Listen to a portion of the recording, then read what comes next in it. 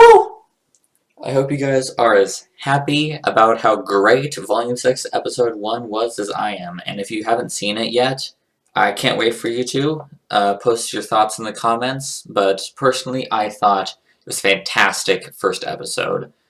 And really set a new standard. Way better than the last two seasons. And yeah.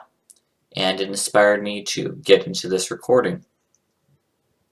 I tried it a couple days ago, but I ran out of time, and by that I mean someone literally burst into my room and said we had to go. So, yeah, I'm going to record now.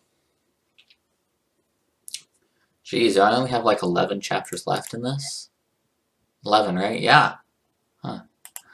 I will get around. No, probably. I have no idea whether I'm going to get around to the successor story or not. It's just, this chapter's got so long. It's been 3 minutes. Where the hell are they? Demon made it back to the garage at Beacon and was waiting for Yang and Tempest to arrive, leaning against Cerberus while Rosaline was still sitting on the seat, resting her head in her hands.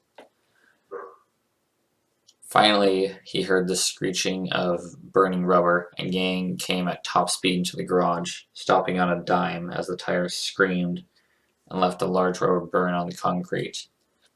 "You cheated," came the voice of Yang as she got off Bumblebee, a scowl on her face. "Nope, just built an engine that could power one of your airships and shoved it into a bike," Demon retorted, smiling as he practically tasted the salt coming off of her. "Do I taste salt, Yang?" asked Tempest, reading Demon's mind before he could say anything else. "I mean, he did beat us here. His bike is powered by a nuclear reactor." Tempest turned to Demon with a hurt look on his face. "I thought you said you didn't have any sources of uranium." "I only said that because I didn't want you to get your hands on ammo for that rocket launcher. I'm still pissed that you gave me just the launcher." "What are you guys talking about?" interrupted Rosaline, not exactly knowing the topic. Demon turned to her and filled her on the details. "Back at the training camp thingy, I promised Tempest here a rocket launcher that he wanted when he was in the pod. So I gave him the launcher, and no ammo, and it doesn't fit any shots other than the one specifically made for it." She looked at him with an "are you kidding me" look, which he could only reply by shrugging with his shoulders. "So, Tempest, you better get going if you want to cook." "On it," shouted the pilot, sprinting out of the room at top speed and heading for the dining hall.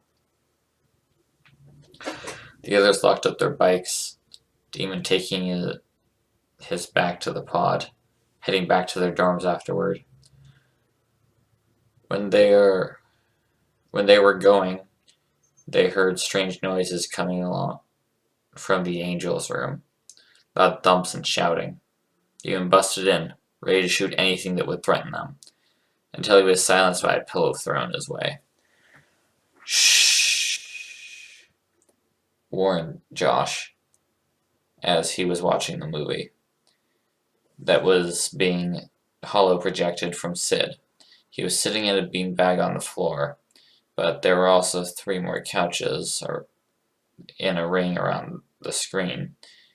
Demon saw the entirety of Team Juniper, Jaeger, Marcus, Kira, Ruby, and Weiss, and Blake were also here, sitting sprawled around the room in different positions of comfort. Food packets and beer bottles were sitting empty around the room, most of them being around Josh, as he continued to watch the screen, glowing lights from the window, and found that all 3 Titans were also watching the movie, thoroughly engrossed in it, so much so that they didn't even acknowledge him. "Cast it into the fire, Frodo!" came a voice from the screen, and Demon immediately facepalmed. "Are you seriously watching Lord of the Rings?" whispered Demon, as he went and sat down next to Josh. "Yep. I'm surprised the amount of movies that you have stored up on Sid." It It gets boring waiting for fights, so I either fix stuff or watch movies. How did you even afford all of them? Pfft, who pays for movies these days? I just download them off the black market channel. Angie picked Lord of the Rings. It's a good movie. It wasn't. It was then that Rosalie made the biggest mistake of her existence. She said something that she should never say in the presence of nerds. What's Lord of the Rings? She asked, almost too innocently. Josh immediately stopped watching, his head turned to face back to her, his eyes turning to soulless voids. You don't know what it is? No. Okay, we're watching it from the start, he announced, getting up and beginning to press the buttons on the back of Sid. Oh, come on, complained everyone in the room. We were just near the end. Vanessa shouted from outside. Everyone turned to Rosalind with angry looks, the girl shrugging guiltily. How come Vanessa isn't trying to kill you? Demon asked, nothing changing in his behavior. I just paid Marcus to hack into her programming and remove all the memories of me. Really? What? I was getting lonely watching the movie by myself. And I was drunk. Okay then. Well, you guys have fun. I'm gonna go check out how dinner is going. You guys haven't had any, have you? He received a head shakes all around. Perfect, he chided, heading out into the dining area. He was halfway there when he heard footsteps behind him, and turned to see Yang running to catch up to him. He waited for her to get to him before he continued to walk. So how exactly does Tempest know how to cook? She said, still trying to figure out how he could actually make good food. Well, I could tell you, but here he comes now, he replied, gesturing to the figure walking towards them from across the courtyard. It was Tempest with a large boar slung over his left shoulder, and a rocket launcher, and several other items slung over the other. Hello there. Just heading off to get cooking, he said, not stopping to talk, but still walking towards what looked like to be a firing range. What are you doing? Inquired Yang, not sure what was happening, but walked behind him as he went. Tenderizing, was all he replied with, as he walked into the firing range, shutting the door behind him. Yang made to grab for the handle, but her arm was stopped as Demon grabbed it. You might not want to go in there. You might not come out entirely sane. Huh? Her answer was answered by the "Foomph" of a rocket being sent at a target, and the resounding boom that followed. When that was over, she heard several wet slashes as things hit the wall they were near. About a minute later, she heard a large machine gun going off, continuing to fire for about 20 seconds until it went out of ammo, then replaced by the sound of a charging rifle spinning up. After the weapon discharged, it was silent for a while until the door was opened by Tempest, who had a large sack slung over his back instead of the pig. Well, the pork's done, he announced, walking back to the dining hall and leaving the siblings at the floor. Yang looked inside the firing range and was lost for words. Nothing was different. Literally nothing. It looked the exact same as it would have if it was freshly cleaned by the sanitation staff. She looked at Demon with a complete confused look, and he just laughed before following Tempest back to the dining hall, where a couple of students were still chatting at some of the tables. Demon and Yang went and sat down at an unoccupied table, talking for a bit before having the usual serving ladies sit down as well. Is he yours? She asked, gesturing to the kitchen as loud bang sounds were heard. Yeah, sorry if stuff gets broken. Demon apologized, knowing he would probably blow something up. No, it's fine. He's paying for it anyway. Paying? He doesn't have any money. He gave me a number that I could bill. And what would that be? 125347674908236. He immediately face palmed on the table, That's Weiss's credit card, she deadpanned, still hitting her head. Before anything else could be said, Josh busted through the doors and sat next to them. No appreciation for good media, he grumbled, crossing his arms with a look of disgust. They kicked me out. They kicked you out, didn't they? They switched the damn movie, he complained, still pouting. To what? To a stupid Michael Bay film. Oh. Tempest is going to be pissed that he missed that. The sentence was followed by several explosions coming from the kitchen, causing just about every other student in the entire hall to look in that direction for a while before calming down. Never mind. I think he's making his own. What's he doing in there? Asked Josh, not knowing about the cooking situation. Let's just say the cook is someone different today. We can cook? I think Tempest is paying to get in there. Too bad. I'm leeching his pass, announced Josh, sprinting into the kitchen, causing a ding in the sounds of gunfire and explosions, which started back up a couple seconds later, except it was the sound of a chainsaw. The others just chatted for the next hour, until the others from Drisk, Juniper, Ruby, and the Angels came in through the doors. Hello, all. Demon welcomed them and beckoned them to sit. The others kindly obliged. I thought you guys were watching movies, Rosalind queried. Well, we were watching, but then we wanted to watch Terminator, but the Titans stopped us, saying it would reveal their plan. Wonder what that means. Never mind. Well, you're here just in time for dinner, Demon interrupted.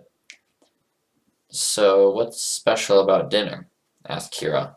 Tempest is cooking, came the deadpan words of Demon. Everyone bleeped a couple times, trying to process what he was saying. It was Jaeger who managed to beat everyone to the punch, though. Are you telling me we're going to be served food by the maniac who decided it would be a good plan to use his Titan as a nuclear battering ram? He received a nod. Well then, I'm just going to go write my will now, he said, standing up and walking outside before being tripped to the floor by Gamble Shroud and dragged back to the table. I'd be going as well if I didn't have to watch him in case he completely destroys the place, came the petite voice of the serving lady. I'm sorry, but we never did get your name, Weiss mentioned, trying not to be as rude while saying it. The name's Emily Shira, graduated Huntress and leader of Team Error, she stated proudly, smiling at her accomplishments. You're a Huntress? Ruby squealed, fangirling at the meeting of another Huntress. Yep, graduated 4 years ago. What weapon do you use? Ruby squealed again. I use a kunai on ropes, she deadpanned, not really selling the whole badass hunter act. Ah, Ruby pouted, hoping it would be some awesome mecha shift weapon. Oh, I see how it is. You think just because I use knives on a rope doesn't mean it can't be awesome. Well, you're sorely wrong, she said, standing up and walking over to the basket at the serving area, coming back with an apple in hand. She handed it to Demon and told him to chuck it as far as he could. He obliged, and with a mighty throw, he chucked it as hard enough for it to reach the other side of the hall, although it didn't even make it. As soon as they were released from Demon's grip, Emily flicked her wrists and fire engulfed them for a split second, dissipating to reveal 2 kunais in her grip, and a rope that wound around her arms. She flicked her right wrist and sent the blade flying at speeds that could rival a bullet. Just as the apple was at the top of its ballistic arc, the knife struck it, and it hung from the air for a while. Emily then flicked her left wrist and sent the other blade flying as well. Just before it hit, physics finally had the chance to catch up. The apple began falling, with the other knife still in it. She flicked the right one, and it disconnected from the apple, and then set on fire, the other doing the same. She began rapidly slashing the apple, whipping the knives back and forth with each swing of her arms. Even then, they were about 30 meters from her. When she finished, she made a final slash with the right blade and flicked it, sending the apple flying towards her. She caught the apple in her hand and dismissed the blade in a bout of fire. Then she placed the apple back on the table and flicked it, turning it into about 100 French fry apple pieces. Chips, anyone? She mused, nearly laughing at the faces of pure awe that were going around the table. That was awesome! Ruby squealed for the final time, going into ultimate fangirl mode and pulling out Crescent Rose. Can you sign my scythe? The entire table's conversation was stopped when Tempest kicked the doors to the kitchen and walked out, running to the table with a massive smile on his face. Friends! Accomplices! Random kitchen lady! And Weiss. Hey! Tonight, I have prepared a small dinner for you all. I hope you enjoyed the hard work and effort with which this was made. Psst. Yeah, you took the time out of your day to microwave chicken vegetables. You countered, still not believing the whole cooking act they were putting on. Wait right here, Tempest said, ignoring the comment and going back to the kitchen. 10 seconds later, the doors once again pushed open, and 12 specters, each with a bow tie around their neck, came out holding silver trays with covers in their typical waiter position. They walked around the table and set them all down in front of everyone, moving back inside the kitchen after they finished. I really need to upgrade my security. Really? Several break-ins, and just about everyone hacking your specters and titans. And now you think of that? Shut up. Dean was the first to take off the cover, and the hall was instantly filled with the most delicious scent that anyone had ever smelled in their lives. Tempest walked out of the kitchen with a wine glass and stood at the head of the table. I present you wine braised pulled pork with homemade applesauce and steamed vegetables. Demon didn't even bother grabbing cutlery and used the spiked fingers of his gauntlet to spear the food and bring it to his mouth, moving his helmet up to make sure he could get as much as he could into his mouth. Everyone saw how he had not yet died of food poisoning or was convulsing on the floor in disgust, so they followed his example. One by one, the entire group began eating. Looks of extreme shock and pleasure went around as people felt the somehow divine flavors that were now invading their mouths. Weiss actually shed a tear at how good the pork was. How did you cook this? She asked Tempest as she looked at him in disbelief. Gunpowder, he deadpanned. Everyone except Demon stopped eating. You cooked this with guns? Ruby asked, a smile spreading across her face. Kind of. It was a bit. I shot at it a bit, and boom, instant cooked pork. Yay! Ruby happily cheered as she pulled out Crescent Rose and tried to use the gigantic blade to spear and eat the food. How'd you make the applesauce? John asked, not entirely sure he wanted the answer. Chainsaw plus apple equals applesauce. But it's perfect! That's not possible! Weiss argued, not believing a word that was said. Anything's possible, Ice Queen, Tempest answered before heading back to the kitchen. Demon burped loudly as he finished his plate and looked over at Yang's. You gonna finish that? He received a punch in the side and laughing from everyone around the table before they actually began eating. A few minutes later, everyone else was finished and sitting, looking completely full and satisfied. That was until Tempest brought out the next course, and the one after that, and one more just to be safe. Demon found it weird that everyone was able to eat that much food, everyone feeling that full after each course until they ate the last one. After they had finished, they sat around talking a bit. Nora was having a burping contest with Yang and Demon, with Ruby being the judge. Nora won, of course. Tempest went back came back out, grabbing the plates, and sat down at the table once he was done. So, nice food, he said, checking to see if he had actually done everything right. It was quite remarkable, exclaimed Pyrrha, still glowing with pleasure from the taste of the food. Thank God. The only other time I cooked was when I was fighting a titan and a chicken got sucked in the blast. Poor thing. Though it did taste good.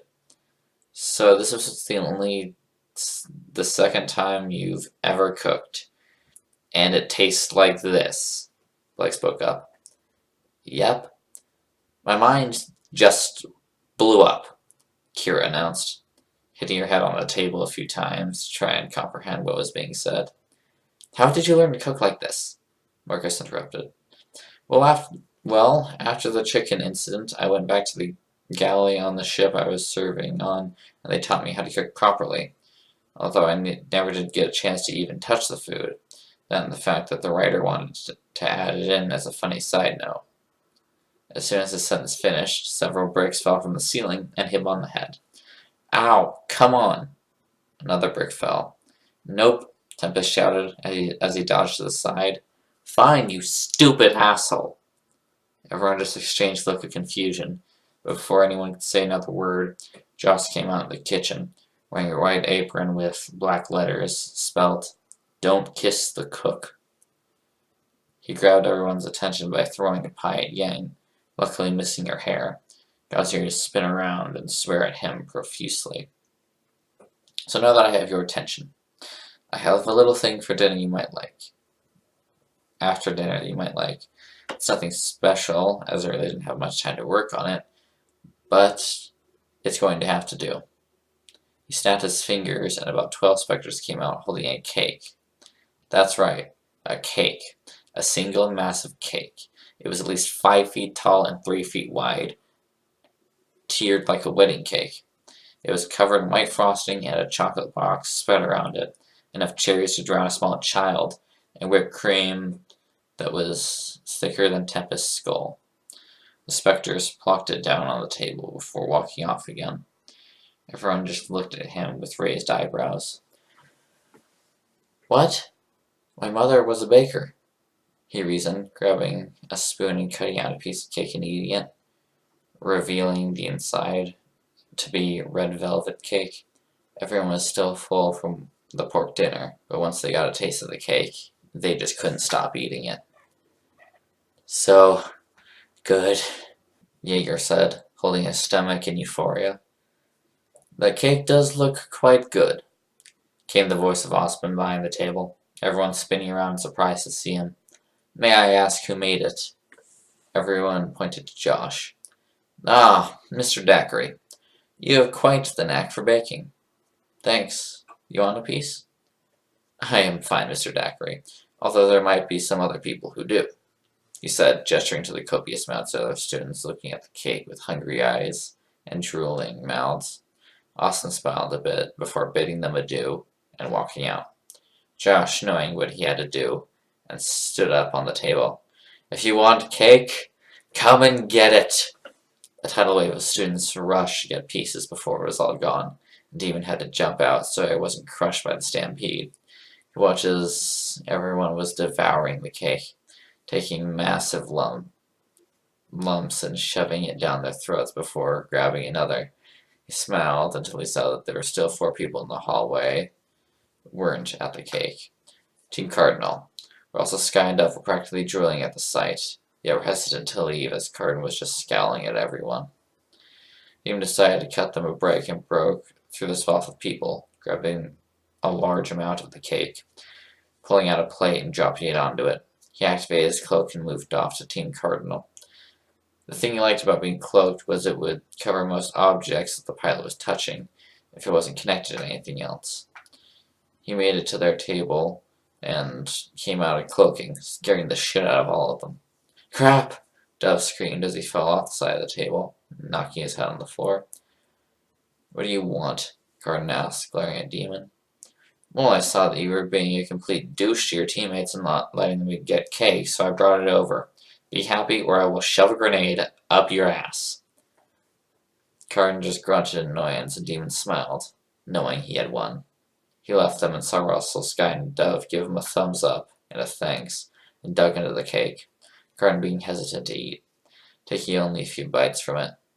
When Demon made it back to the table with the cake, there wasn't cake anymore. About 50 students were laying around and clutching their stomachs while Josh was laughing at them. Come on, man. I got beer back at the pot if you want to go rest up, Demon asked, receiving a nod, moving off to his command center and leaving everyone to rest in their food coma. Then made it back and found that the Titans were sitting dormant in their places, their optics not glowing to show they weren't active. Dean went over to the minibar underneath the workbench while Josh went and sat on the couch, Demon coming back with beers in hand. He popped off the tops using his knife and added the other one to Josh, sitting beside him, moving up his mass to drink. So you said your mother taught you to bake? Demon asked, trying to strike up a conversation. Yeah, he said, sounding as though he didn't want the conversation to continue, something which Demon didn't exactly pick up on. So, do you miss her now that you're here? She's dead. Oh, shit, I'm sorry. It's alright. So, when did it happen? Seriously, you ask that now? Back when my parents died, I was 6. The only thing that helped me get through the pain was to talk about it. Grr, fine. I was 17 when it happened, and me and my parents were living on an outer world colony when the IMC came to claim it. My parents refused them entry on our property, so the IMC burnt it down. My parents were tortured alive in front of me. The only reason I lived was because the militia raid came in and saved me. I'm sorry. Can't imagine what it feels like to see your parents die. Okay, now that I feel depressed and guilty, let's say we get some more beer. Cheers to that. 2 clicked their bottles and drank the night away, something they would once again regret in the morning. I would just like to take a second to thank everyone in this great community, the people that share, comment, and watch my videos. Obviously, these narrations aren't of my fanfiction. I might do those again at some point, but I'm just so glad to be a part of this community. This is really the only community I've ever been a part of, and RWBY has such a passionate community. It's a great community. RWBY has been such a huge part of my life, and there are so many people that want to help RWBY, that want to make it better. There's just no words for how much this has had an impact on my life. I wouldn't know my girlfriend if it wasn't for RWBY. I wouldn't have some of the friends I do if it wasn't for RWBY. Honestly, I might not be alive if it wasn't for RWBY. But, yeah. So I'd like to thank all of you. Have a nice day.